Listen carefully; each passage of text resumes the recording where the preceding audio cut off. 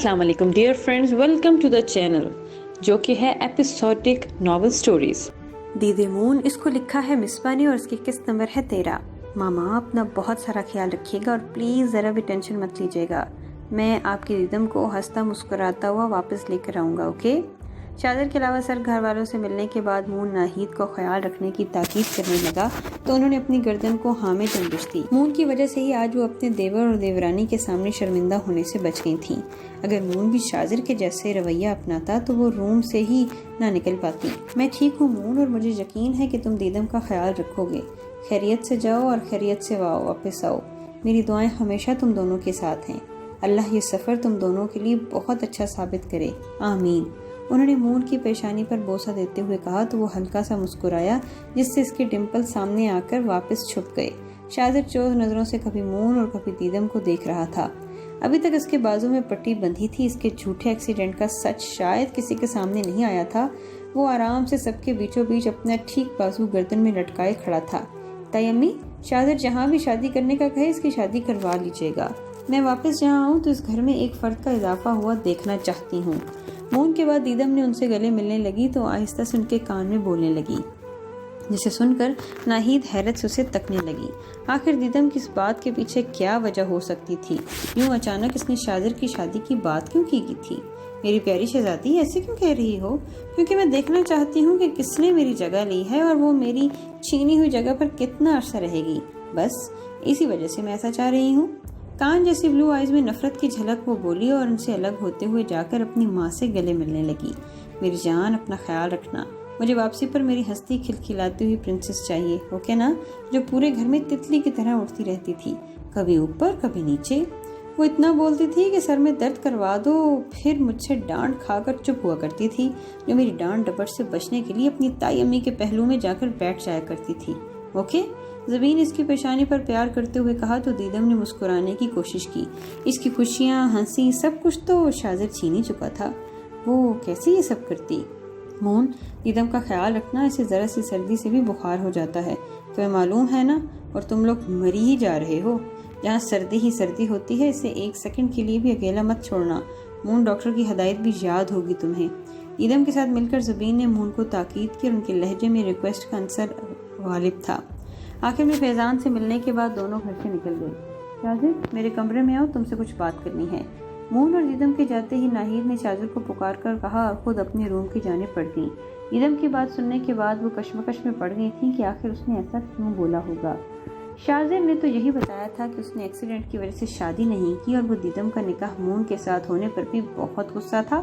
پھر ایک دن میں ایسا کیا ہو گیا کہ دیدم خود شاذر کی شادی کے لیے ان سے کہنے لگی، کل دیدم نے اپنی جان لینے کی کوشش کی ہے، اس میں تمہارا 100% ہاتھ ہے۔ مجھے بتاؤ کہ تم نے کیا کہا تھا اسے؟ شاذر کے آتے ہی انہوں نے کھڑے کھڑے اس سے سوالات پوچھنا شروع کر دیے۔ میں نے کہاں اس سے ماما؟ اور اب کیسے کہہ رہی ہیں کہ میرا ہاتھ ہے؟ میرا کوئی ہاتھ نہیں۔ میں نے صرف اسے پوچھا تھا کہ اس نے میرے ساتھ بے وفائی کیوں کی، اور وہ نکاح سے انکار بھی تو کر سکتی تھی۔ اپنے لبوں کو زبان سے ترک کرتے ہوئے ہکلاتے ہوئے بتانے لگا، اور تمہیں کس نے یہ حق دیا کہ تم دیدم سے یہ سب باز پرس کرو، حالانکہ وہ تم جانتے تھے کہ ان کا کس سچویشن میں ہوا ہے؟ سخت تیور لیے وہ شاذر سے سوالات پر سوالات کر رہی تھی۔ انہوں نے کبھی اپنے دونوں بیٹوں سے اونچی آواز میں بات نہیں کی تھی۔ شاذر کے بچگانہ حرکتوں پر کبھی کبھی سے ڈانٹ دیا کرتی تھی، لیکن اسے کبھی انہوں نے غصہ نہیں کیا تھا، جس کی وجہ سے شاذر کی پیشانی پر پسینہ چمکنے لگا۔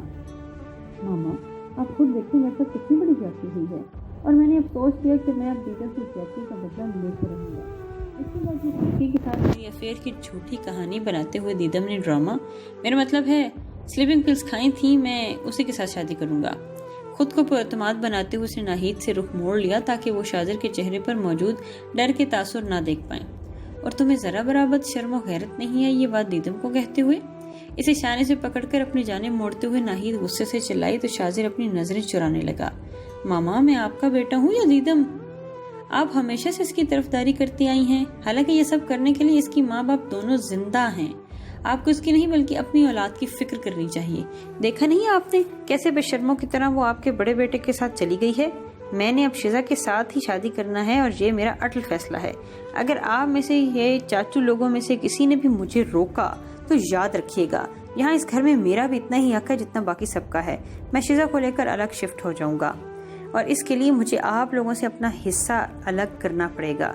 निहायत हठधर्मी और दीदा दलेरी के साथ कहते हुए इसने दोबारा रुख मोड़ा तो सामने दरवाजे में फैजान को खड़ा पाया, जिनके चेहरे पर दुख के तासुरात रकम थे, जहाँ से ये साबित हो रहा था कि वो ये सब कुछ सुन चुके थे। दीदे मून, इसको लिखा है मिसबा ने और इसकी किस्त नंबर है 14। भाभी, आप कल ही ज़मीन के साथ इस लड़की के घर जाइएगा जिसके लिए शाजिर बजिद है। आज इस लड़की ने मेरा मान तोड़ दिया है। मैं तुम्हें इस सब का बहुत अच्छा जवाब दे सकता था शाजिर, लेकिन मैं मरने के बाद अपने मरहूम भाई के सामने शर्मिंदा नहीं होना चाहता। लेकिन वक्त सबका उस्ताद है और तुम्हें बेहतर जवाब देगा। मेरी बात सोच लिख कर रख लो। वो डोर से चलते हुए अंदर आए और शर्मिंदा सी खड़ी नाहीद को देखकर कहने लगे। उनके लहजे में शाजिर के लिए सर्द महरी मौजूद थी। नमान की फौतगी के वक्त मून और शाजिर छोटे छोटे थे। तब से नमान ने उनके सरों पर हाथ रखा और अपनी सगी औलाद की तरह उन्हें पाला।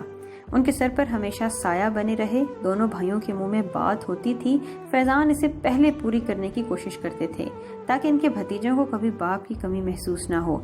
मैं बहुत शर्मिंदा हूँ आपसे भाई साहब, इस बेगैरत और बेहया औलाद की वजह से आज दीदम इस हालत में है और इसने दीदम से ठीक ना होने का भी इंतजार नहीं किया। बस बुढ़ापे में अपनी माँ का सर उठाने के काबिल नहीं छोड़ा इसने, दुख भरे लहजे में कहते हुए उनकी बूढ़ी आंखें भी भीगने लगीं।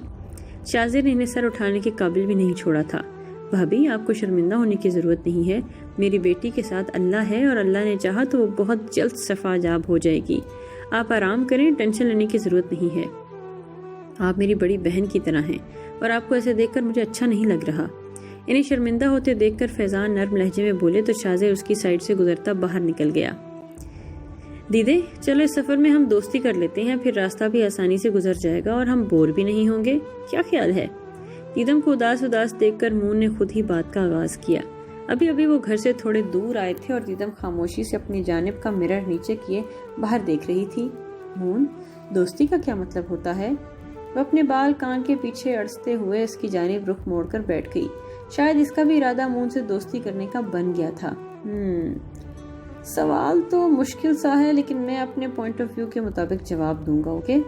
स्टीयरिंग पर शफाफ चौड़े हाथ जमाए वो दीदम की जानिब एक नजर देखते हुए मुस्कुराया तो उसके खूबसूरत डिम्पल्स अटखेलियां करते हुए नुमाइश करवा के छुप गए। ये खूबसूरत मंजर दीदम की ब्लू आंखों में कैद सा हो गया था। इसे मून स्माइल करते हुए कितना ज्यादा क्यूट लगा था। वो अपने दिल पर हाथ रखे हुए वापस मुस्कुरा दी। डन। और अगर गलत जवाब हुआ तो पनिशमेंट मिलेगी। मूड अच्छा करते हुए दीदम ने फिर से उसे मुस्कुराने पर मजबूर कर दिया और इसकी खूबसूरत मुस्कुराहट को गौर से देखने लगी। आज से पहले शायद इसने कभी गौर से मून को देखा ही नहीं था। वो इतना अरसा इन सबसे दूर रहा और जब वो घर था तो दीदम उसके पास सेकंड के लिए भी नहीं बैठती थी। इसे क्या मालूम था कि यही शख्स आगे जाकर इसका शौहर, इसका मुहाफिज बन जाएगा और दीदम को इसी के साथ बैठना पड़ेगा। सजा से डर ही हो तो फिर मैं कुछ नहीं बताने वाला, क्योंकि देखो ना अब रास्ते में है। मैं अकेला चुड़ैल के पास बैठा हूँ और अगर मैंने गलत जवाब दे दिया तो ये ना हो कि चुड़ैल मुझे नोच नोच कर खा ले या मेरा सारा खून पी जाए। तो डरने की भरपूर एक्टिंग करते हुए दीदम को चढ़ाने लगा तो दीदम आंखें सुकेड़े से घूर घूर कर देखने लगी। और आपने जवाब ना दिया ना मॉन्स्टर, ड्रैकोले, जंगली बिल्ले, गंदे मून, तो मैंने वाकई आपके सर पर एक भी बाल नहीं छोड़ना और आपके डिम्पल्स तो वाकई नोच नोच कर खा लूंगी। दांत पीसते हुए वो खतरनाक तेवरों समेत लड़ाई के मूड में मैदान में उतरी तो मून अपने लिए प्यारे प्यारे अलकाबात सुनते आंखें बड़ी करके उसे देखने लगा, जिसका चेहरा लाल भभूका बन रहा था। शायद उसे चुड़ैल नीम कुछ खास पसंद नहीं आया था। मेरे अल्लाह जी, आज इस चुड़ैल से बचा लें, आइंदा कभी भी इसके साथ कहीं नहीं जाऊंगा। एक हाथ से स्टीयरिंग थामी इसने दूसरा हाथ उल्टे कानों को बारी बारी लगाया। मून, ना तंग करे मुझे, वरना मैं चलती गाड़ी से उतर जाना है। इसे जब कुछ और सुझाई नहीं देता तो सीधी सीधी छलांग लगाने की धमकी दे दी। जिसके बाद गाड़ी में मून का जानदार कहका बुलंद हुआ। अच्छा सॉरी मेरी प्यारी प्यारी नीली आंखों वाली चुड़ैल, मैं बताता हूँ दोस्ती क्या है। दीदम की गाल पर चुटकी काटते हुए वापस सामने देखने लगा तो दीदम नाक बसोरते हुए उसके जानिब मुतवज्जा हुई। दोस्ती मेरे ख्याल से सबसे अच्छा वाला रिश्ता होता है। एक दोस्त आपको हर किसी से ज्यादा समझता है, वो आपकी खुशी में साथ لیکن جب آپ سیڈ ہوں، ہرٹ ہوں اور آپ کا دکھ ہلکا کرنے کی کوشش ضرور کرتا ہے۔ ایک اچھا دوست آپ کے برے وقت میں آپ کا ہر ممکن ساتھ دیتا ہے۔ اس کے پاس کوئی پاور یا کوئی ذریعہ بھی ہو اور نہ بھی ہو، پھر بھی آپ کی پرابلم سالو کرنے کی کوشش کرتا ہے۔ آپ کو اپنے دوست سے کوئی بھی بات کرتے ہوئے جھجک نہیں ہوتی، بلکہ آپ ایزیلی اپنی کوئی بھی بات، مسئلہ، پریشانی اس کے ساتھ شیئر کر سکتے ہیں۔ خیال سے اتنا کافی ہے نا؟ دوستی کے ریلیشن کو ایکسپلین کرتے ہوئے اس نے لمبی وضاحت دے دی۔ وہ خاموش ہو کر دیدم کی جانب مڑا تو دیدم یکٹک اسے غور سے دیکھ رہی تھی۔ مون کے دیکھنے پر اس نے جلدی سے اپنی نظروں کا رخ بدلا۔ کیا ہوا؟ کہیں غلط تعریف تو نہیں کر ڈالی میں نے؟ اس کی خاموشی کو نوٹ کرتے ہوئے مون نے اگین پوچھا۔ نہیں، میرے خیال میں بھی دوستی یہی ہوتی ہے۔ تو پھر ڈن، ہماری دوستی ہو گئی۔ اپنا ہاتھ آگے بڑھاتے ہوئے اس نے مون سے کہا تو اس نے بائیں ہاتھ سے اسٹیئرنگ سنبھالا اور دائیں ہاتھ میں دیدم کا ملائم سفید ہاتھ تھام لیا۔ اس کا ہاتھ تھامتے ہی مون کی ایک بیٹ مس ہوئی اور وہ سامنے سے نظریں ہٹا کر دیدم کو دیکھنے لگا جو بھی مسکرا رہی تھی۔ مون کو لگا اس کا دل عجیب سا ہو رہا ہے، اس نے جلدی سے دیدم کا ہاتھ چھوڑ دیا۔ I have a good news for you, my dear sweet wife۔ فیضان اور اپنی ماں کا دل دکھانے کے بعد شاجر کو ذرا برابر فرق نہیں پڑا اور مزے سے جا کر شیزا کو گڈ نیوز سنانے لگا۔ وہ شیزا سے ملنے کے لیے قریبی پارک میں آیا ہوا تھا۔ یہاں پہنچ کر سب سے پہلے اس نے اپنی گردن سے پٹی نکالی اور بازو آزاد کیا۔ جلدی سے سناؤ پھر، اسٹرا منہ میں ڈالتے اس نے بے صبری سے پوچھا، کیونکہ وہ یہی سوچ رہی تھی کہ یہ گڈ نیوز دیدم کے متعلق ہی ہوگی جسے سن کر وہ خوش ہو جائے گی۔ کل میری ماما تمہارے گھر آ رہی ہیں تمہارا ہاتھ مانگنے، اور کوئی بھی ہمارے درمیان نہیں آئے گا۔ مون بھائی اور دیدم کے نکاح سے ہمارا پلان آسان ہو گیا۔ اگر مون بھائی اور دیدم کا نکاح نہ ہوتا تو آج تمہاری بات کیسے کرتا گھر میں بہت مشکل تھا، لیکن ان کی وجہ سے ہماری وہی مثال ہو گئی، سانپ بھی مر گیا اور لاٹھی بھی نہیں ٹوٹی۔